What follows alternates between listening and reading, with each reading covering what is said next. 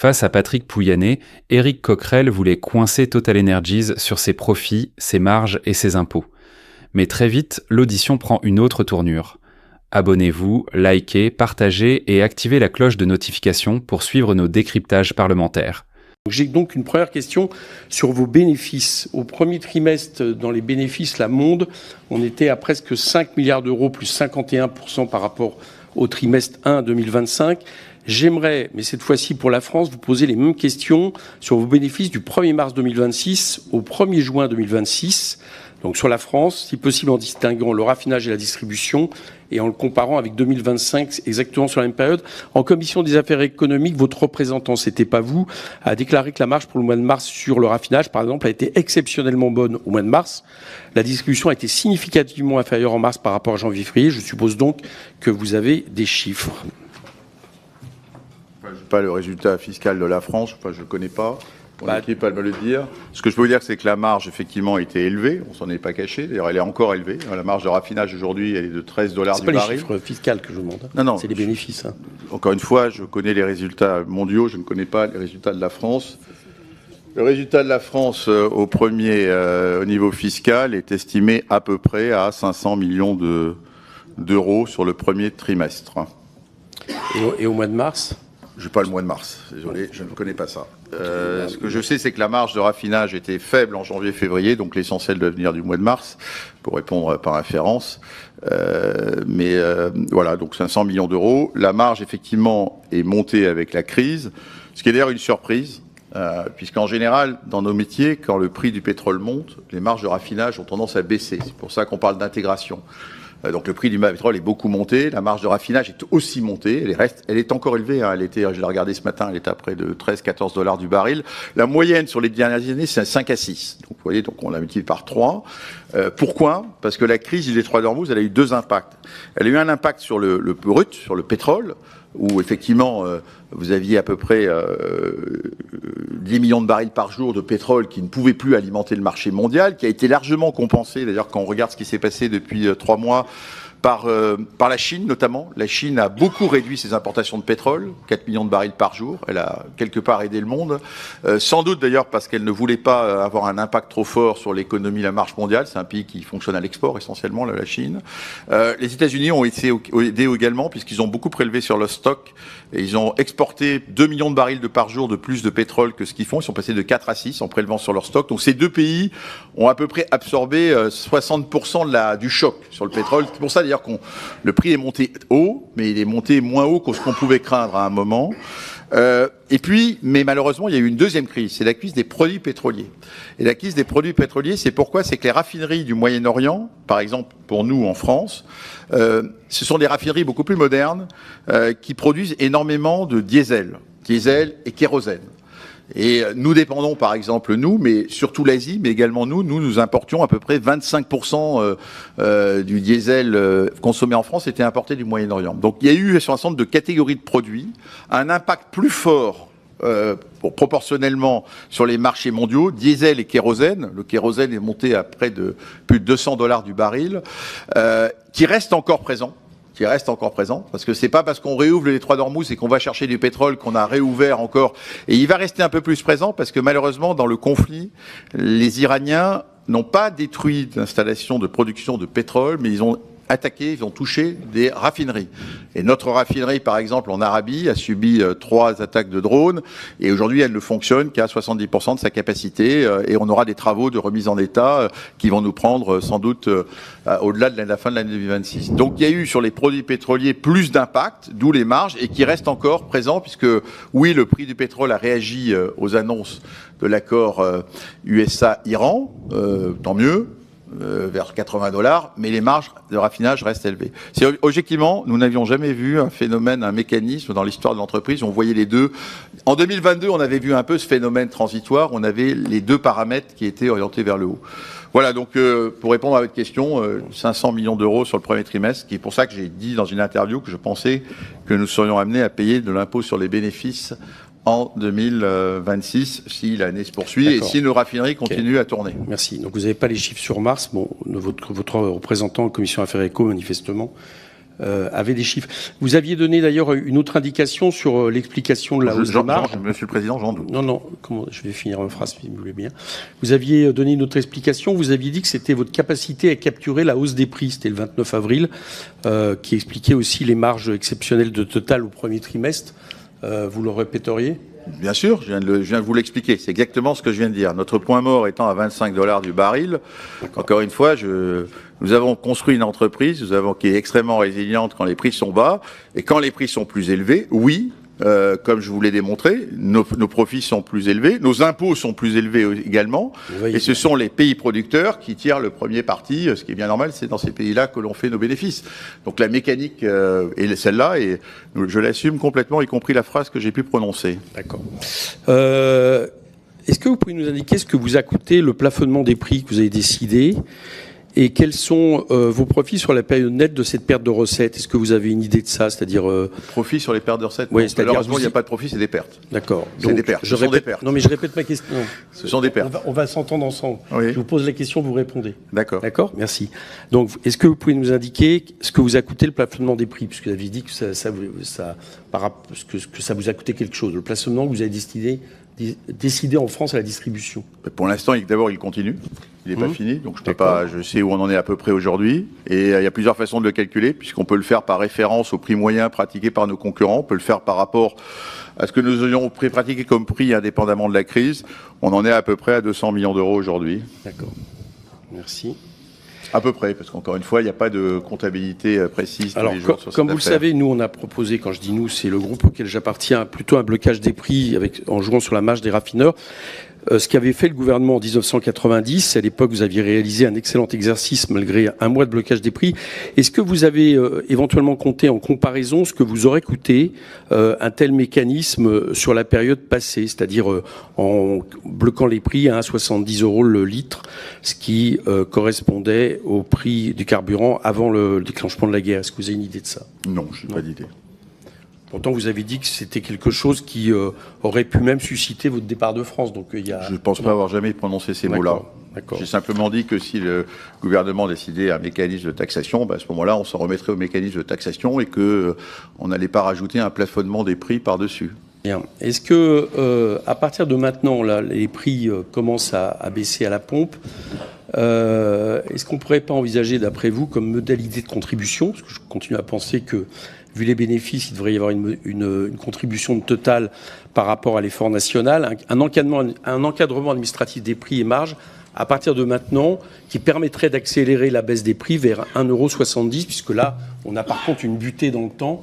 Est-ce que vous ne pensez pas que c'est quelque chose qui serait à la fois possible pour vous et bon pour l'économie ? Je ne suis pas favorable à l'encadrement par l'administration des prix et des marges. Vous ne serez pas étonné par ma réponse. Je ne pense pas que ce soit la meilleure solution pour le pays pour faire face à cette situation. Pour le pays, au niveau du pouvoir d'achat des gens aussi. Le pouvoir d'achat est important. D'ailleurs, c'est pour ça, je reviens sur quand même ce que nous avons fait. Nous sommes la seule compagnie pétrolière au monde à avoir appliqué cette mécanique de plafonnement. Donc, recevoir des critiques, alors que nous sommes les seuls à avoir fait cela. J'en ai d'ailleurs des critiques de mes pairs pétroliers, qui me demandent pourquoi j'ai fait cela et que j'ai introduit une drôle d'idée dans l'esprit d'un certain nombre de gouvernements. On l'a fait volontairement, de façon à protéger les Français, et on ne le fait qu'en France, parce qu'effectivement, c'est là que nous avons notre siège et qu'on y a un certain attachement à notre pays. Donc, être critiqué par rapport à cette mesure, j'avoue ne pas avoir du mal à la comprendre. Alors maintenant, pourquoi je vous réponds que pas nécessairement ? Je regardais l'évolution entre les cotations qui baissent depuis le début de la semaine et la façon dont les prix sont pratiqués à la pompe depuis le début de la semaine. Eh bien, je vois que nous sommes en train de répliquer jour après jour. Le prix d'approvisionnement est passé au cours depuis le début juin de 1,80. Attendez, je regarde sur le diesel. J'avais pris le diesel comme exemple de 1,94 à 1,85. Eh bien, lorsque vous regardez à la pompe, on est passé de 1,90, enfin, je vois plus les chiffres, 2,09 à 1,94. Donc, on réplique à la baisse. Vous pourrez vous en assurer. D'ailleurs, le gouvernement a un outil qui le suit précisément. Je peux vous dire que les ministres convoquent régulièrement les patrons de toutes les distributions dans le pays et suivent et ont mis des outils en place de suivi. Donc nous répliquerons à la baisse la façon dont les prix baisseront. Mais par rapport au début de la crise, le coût d'approvisionnement, il était à 1,65. Aujourd'hui, il est à 1,85, il y a 20 centimes. Donc on ne peut pas dire qu'on va être à 1,70 tout de suite. On sera à 1,70 au fur et à mesure que la crise va se résorber. C'est d'ailleurs pour ça que nous maintenons notre engagement, parce que les prix dont je vous parle sont des prix moyens. Il y a un certain nombre de stations rurales en France, et on en a 1200, dans lesquelles les coûts de logistique, les coûts d'amener des carburants sont plus élevés que dans les grands centres urbains. Et donc aujourd'hui, à l'heure où je vous parle, il y a 2000 stations en France qui continuent à bénéficier du plafond de 1,99 sur l'essence. Donc le plafond sur l'essence, il est encore effectif pour 2000 stations. Il apporte quelque chose, il protège le pouvoir d'achat des Français. Et sur le diesel, le prochain week-end, à la fête des Pères, on a dit qu'on appliquerait 2,09. Il y a 1000 stations en France qui vont en bénéficier. La bonne nouvelle, c'est que s'il n'y a que 1000, c'est qu'il y a 2300 stations qui vont afficher un prix plus bas. Donc on va pas faire le prix unique, on va faire un plafond. On va quand même pas remonter le prix alors que les prix baissent. On va faire le plafond, mais il y a encore 1000 stations et ce sont souvent, encore une fois, des stations rurales qui profitent en premier lieu de ces politiques de plafonnement puisqu'elles ont des coûts d'approvisionnement les plus élevés. Ouais, sur les critiques qui vous ont été faites sur la question du plafonnement, certaines sont venues des autres distributeurs qui ont expliqué notamment que la marge faisait très peu au niveau de la distribution, 2 à 3 centimes si je ne me trompe pas, mais qu'en plus, en réalité, cette baisse vous avait permis de prendre des parts de marché au niveau de la distribution. Est-ce que vous avez des éléments là-dessus ? La prise de parts de marché se traduit par des pertes plus importantes. Donc la prise de parts de marché, oui, j'ai des sur la éléments. distribution, ça se traduit par des pertes. Se traduit pour Total Énergie. Bah oui, le plafonnement, je peux l'imputer dans l'entreprise. C'est-à-dire plus vous vendez d'essence à la pompe, plus vous faites des... En ce moment, oui, puisque le plafond est inférieur au prix de revient. Je rappelle que c'est pas... Puisque c'est ma chaîne intégrée qui me permet de financer. Alors maintenant, les volumes, je les ai. Ils ont augmenté d'à peu près 15% dans nos stations, parce que les Français sont venus. Il y a même des week-ends où ils ont augmenté de 30%, ce qui a provoqué d'ailleurs pas mal de queues aux diverses pompes de Total Énergie. Pour tous ceux et je sais qu'il y a pas mal de gens qui le font, et moi-même d'ailleurs, on arrive parfois à attendre longtemps, et puis des fois il n'y a pas le produit résiduel, on s'en a mobilisé tout le monde. Donc il y a une augmentation, sachant que le marché français a globalement baissé, puisque les prix restant élevés, les Français ont moins consommé, il s'est contracté entre 10 et 15%. Donc oui, les Français, ce qui prouve d'ailleurs que cette politique de protection du pouvoir d'achat, les Français y ont été sensibles, puisqu'ils sont venus beaucoup plus en masse, je dirais, vers les stations de Total Énergie. C'est plutôt une bonne nouvelle pour notre entreprise, qui n'a pas la réputation d'être une entreprise avec des stations Total Énergie pas chères, mais pour le coup, le repositionnement en termes vis-à-vis des Français de notre réseau, moi, me satisfait en tant que PDG de l'entreprise. Donc, volume plus 15%. J'ai une dernière question sur cette question du prix. Je vais passer sur la fiscalité après. Fin février et début mars, il a fallu 2 semaines pour que le prix du sans-plomb et du gazole prenne entre 20 et 40 centimes du litre et s'installe autour de 2 €. Étant donné la situation au Moyen-Orient, tous les acteurs ont l'air de s'attendre à une détente claire. Est-ce qu'on peut donc s'attendre à ce que les prix de la pompe baissent tout aussi rapidement qu'ils ont augmenté ? Ça dépendra des cours internationaux. Encore une fois, le brut est à $80, mais les marges de raffinage n'ont pas baissé pour l'instant, ce que je vois. Donc pour l'instant, je suis à 95, on était à 115. Oui, la réponse à votre question est... Ça dépend des cours internationaux et encore une fois, nous serons tout à fait transparents et nous répliquerons et nous démontrerons comment nous appliquons à la baisse comme à la hausse. C'est l'engagement que nous avons pris. Vous voyez, je reçois tous les jours ce tableau assez compliqué, donc je m'en préoccupe moi-même pour être certain que les équipes répliquent bien. Donc j'ai un tableau où on montre les coûts d'approvisionnement, les coûts pratiqués selon les divers réseaux et je suis moi-même chaque soir pour voir si on est bien sur la trajectoire que nous nous ont engagés. Donc l'engagement a été pris et j'ai des courbes, je peux vous en montrer une, mais Monsieur le Président, il y a quoi qui montre voir. Bah oui, je peux pas là. Je peux la montrer. Vous pouvez me les passer, je les transférerai. Elles seront. Je pense que votre rapporteur de la mission Flash Carburant nous a posé un certain nombre de questions écrites. Nous y répondrons. Très bien. Toujours à propos de la question des marges et du risque de spéculation, le Financial Times a calculé que Total Energy aurait réalisé un bénéfice exceptionnel d'$1 milliard en un mois, rien qu'en achetant en mars des cargaisons de pétrole qui devaient être livrées en mai. Le 28 avril, Total a déclaré à l'Assemblée nationale, c'était pas vous, mais un de vos représentants, à 2 reprises de ne pas savoir d'où la presse tenait ce chiffre. Le problème, c'est que Total n'a pas fourni d'autres chiffres en réponse. Donc ma question est simple, quel bénéfice Total a-t-il réalisé avec cette opération qu'on peut caractériser de trading exactement et qui avait peu à voir avec, une conséquence uniquement des problématiques d'approvisionnement ou de la guerre, mais bien une conséquence de spéculation. Non, mais d'abord, j'ai répondu à la question dans une interview que je vous invite à lire dans le Figaro. J'ai expliqué ce qui s'était passé. Nos activités, nos acteurs, nos activités de trading avaient observé qu'il y avait, au mois de février, la marine américaine se massait à l'entrée du détroit d'Ormuz. Ils en avaient déduit qu'il allait peut-être se passer quelque chose. Ils ont pris un choix, donc ils se sont mis à l'achat sur le pétrole, ce que d'autres compagnies n'ont pas fait. Ils ont pris un risque important, on s'en est réexpliqué entre nous, parce que ce qu'ils n'avaient pas vu, c'est que le détroit pouvait se fermer en 2-3 jours.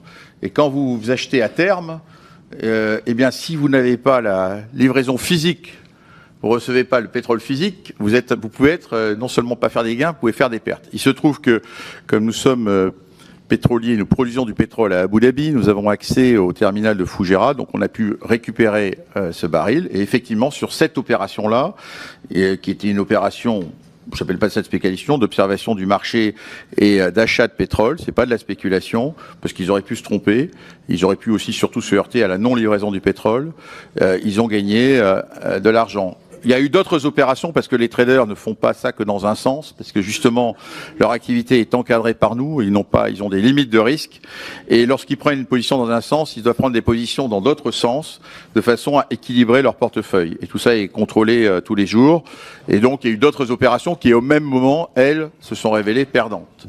Voilà, donc c'est une activité de négoce que beaucoup d'entreprises pétrolières pratiquent.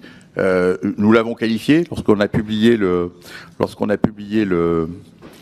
les résultats du premier trimestre. Nous avons été transparents en disant que les résultats du trading pétrolier avaient été excellents ce trimestre.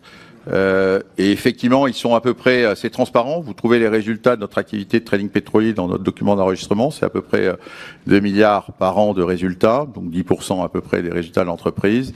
Ce trimestre-là, au lieu de faire 500 millions, ils ont plutôt fait 500 millions de plus. Ça va pas se répliquer tous les trimestres, mais ça, c'est à eux de le gérer.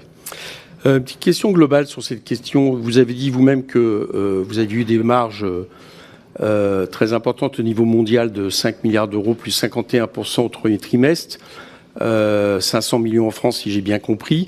Manifestement, ça va au moins continuer pendant quelques mois. On est dans une situation où le coût de la guerre pèse sur tout le monde, pèse sur les Français, par le pouvoir d'achat, pèse sur la collectivité nationale, et on va être amené notamment à des annulations de crédit pour essayer de compenser cette question. Est-ce que vous comprenez que à partir du moment où une entité, en l'occurrence Total en France, elle fait des surprofits pendant cette période, certains estiment normal, j'en fais partie, que d'une manière ou d'une autre, vous contribuiez à cette compensation de ce qu'a coûté la guerre? Mais encore une fois, c'est pas nous qui avons déclaré la guerre. Non, mais je pense pas que ce soit la France non plus, d'ailleurs. C'est pas les Français non plus. D'accord. Mais la fiscalité de Total Énergie, je l'ai dit, il y a un cadre international. Je fais confiance au fait que la France est un État de droit. Et donc... Attendez, là, je vous parle pas de... Excusez-moi. Non, je vous réponds. Non, mais vous allez me répondre sur la fiscalité. Après, je vais y venir. Là, je vous parle de... Chacun va être amené à faire des efforts. On est d'accord? L'État va être amené à faire des efforts. Les Français font déjà beaucoup d'efforts. Donc, ma question, c'est est-ce que vous ne pensez pas que dans les différents acteurs qui sont impactés par la guerre, et en l'occurrence, vous êtes impacté de manière positive, c'est les chiffres, est-ce que vous ne trouvez pas normal, quelque part, que pourrait vous être demandé une contribution exceptionnelle? Si vous trouvez la base de la contribution exceptionnelle, dans le respect des règles de droit, nous y contribuerons, c'est votre décision. Nous avons fait, nous, une contribution volontaire. Rien ne nous obligeait à plafonner le prix à la pompe. Absolument rien. Si nous l'avons fait, c'est parce que j'ai tiré les leçons de ce qui s'était passé en 2022-2023 et que j'ai pensé qu'il était responsable de notre part de faire un acte volontaire. On peut toujours me dire qu'il n'est pas suffisant. Je vois que les Français l'ont apprécié. Donc, puisqu'ils l'ont apprécié, on a pris nous-mêmes la décision, collectivement, de dire qu'on le poursuivrait tant que la guerre durera. Après, chacun est libre de considérer si ce que nous avons fait est suffisant ou insuffisant. Je pense qu'il est, en tout cas, sur le fond, je répète que je pense qu'il vaut mieux. Et la répartition des rôles, de ce point de vue, à mon avis, était intéressante. C'était pas à nous, Total Énergie, puisque j'ai été sollicité par plusieurs groupes je dirais, de consommateurs, les pêcheurs, les agriculteurs, pour décider si on faisait des rabais aux uns et aux autres. C'est pas à la Total Énergie de décider quels sont les groupes les plus fragiles dans le pays. Nous avons décidé une mesure pour l'ensemble des Français qui, à mon avis, a permis utilement de compléter ce que par ailleurs le gouvernement pouvait décider. Donc, à la réponse à votre question, ma réponse est nous ferons ce que décidera les représentations nationales dans le respect des règles de droit. Et encore une fois, Total Énergie va payer en 2026 beaucoup plus d'impôts que ce qu'on a payé en 2025, mais on va les payer aux pays producteurs. Et donc, c'est là que nous faisons l'essentiel de nos profits. En France, si les résultats se maintiennent au cours du 2e, 3e et 4e trimestre, eh bien, nous serons amenés à payer l'impôt sur les sociétés sur les activités bénéficiaires, conformément, y compris la surtaxe d'IS qui est prévue, conformément à la loi française. Ok, je suis au moins d'accord sur une chose avec vous, c'est pas à vous effectivement de le décider, ça aurait été à l'État de décider un blocage des prix ou un mécanisme vous contraignant à certaines contributions. J'ai une dernière question à vous poser. Bon, là, je vais la commencer par un désaccord. C'est pas la première fois où vous répondez sur la fiscalité payée en France en mélangeant les cotisations et les impôts. Alors, si je ne veux pas vous faire l'injure, j'allais dire presque que c'est bien joué si ça passe, mais je ne vais pas vous faire l'injure de penser que la question des cotisations, qui est un salaire différé, qui est une manière de solidifier notre modèle social, c'est pas la même chose que l'imposition. Donc au niveau imposition, force est de constater que depuis des années, par rapport au volume de votre chiffre d'affaires, vous payez un impôt sur les sociétés nul ou ridicule. Bien. Bon, moi je considère cela anormal. Ça aurait pu peut-être être rectifié par le pilier 1, mais qui ne verra pas le jour. Je pense qu'il faut qu'il y ait des mécanismes de rectification qui, j'allais dire, rectifient en fonction du chiffre d'affaires. Il y a eu des taxes de proposer, les bénéfices déclarés. Mais j'ai une question à vous poser par rapport à ça. Donc ça, c'est pas une question, je sais que vous n'êtes pas d'accord avec ça, c'est la position qui est la mienne. Vous avez dit, enfin Madame Patrier, qui est à côté de vous, a dit « Nous n'avons pas de résultats dans les paradis fiscaux » et vous venez de donner une énumération de certains paradis fiscaux. Comme vous le savez, le problème, c'est que la liste des paradis fiscaux officiels ne recoupe pas la liste des pays à fiscalité tellement privilégiée, notamment en Europe, que l'on peut considérer que, d'une manière ou d'une autre, ce sont des pays à fiscalité privilégiée. Donc je voudrais savoir si vous avez des filiales dans des pays comme l'Irlande, le Luxembourg, le Pays-Bas, c'est-à-dire tous les pays à fiscalité très privilégiée, et j'aimerais savoir pourquoi la Suisse est totalement absente des 54 pages de votre rapport que vous appelez de transparence fiscale, parce qu'il y a le taux d'imposition affiché, mais on sait très bien qu'ensuite, il y a des taux d'imposition implicites, et en Suisse, de ce point de vue-là, il est considérablement réduit. Le taux d'imposition en Suisse est encore une fois de 15%. On a fait un exercice qui consiste à aller plus loin que les obligations européennes, puisqu'on publie dans ce rapport tous les pays soumis aux obligations européennes, qui d'ailleurs ne couvrent pas tous les paradis fiscaux. On en a rajouté un certain nombre de nous-mêmes, considérant que certains pays, je ne pense pas que la Suisse soit un paradis fiscal, encore une fois. On n'a pas de problème pour être transparent sur la Suisse ici, pour satisfaire à votre demande. Encore une fois, la Suisse est alignée sur l'impôt minimum mondial de 15%. Et juste pour dire ce qu'il y a dans ce rapport, vous trouvez 70 pays, dont tous les pays de l'Union, y compris Luxembourg, y compris Irlande, où on n'a quasiment rien. Donc vous trouverez des choses très réduites.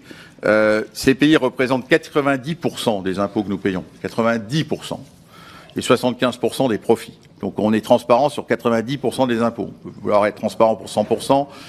Et les fameux restes du monde représentent donc 25% des profits. Ils ont un taux de fiscalité moyen de 18%, entre 15 et 25. Et il y a deux pays contributeurs essentiels, puisque maintenant qu'on m'a attiré mon attention là-dessus, c'est Suisse et Singapour. Donc nous regarderons dans quelle mesure on publiera ces deux pays dans les prochaines années. Mais encore une fois, je renvoie aussi, puisque vous demandez de respecter les décisions que prendra l'État, à l'État. L'État nous donne des obligations de publication. Nous les avons préemptées 5 ans avant. Je n'ai vu dans aucun des textes publiés, ni par l'Union européenne, ni par l'État français, les obligations de publier un certain nombre des impôts sur un certain nombre de pays comme la Suisse et Singapour. Donc je sais bien qu'il faut qu'on fasse nous-mêmes notre propre police.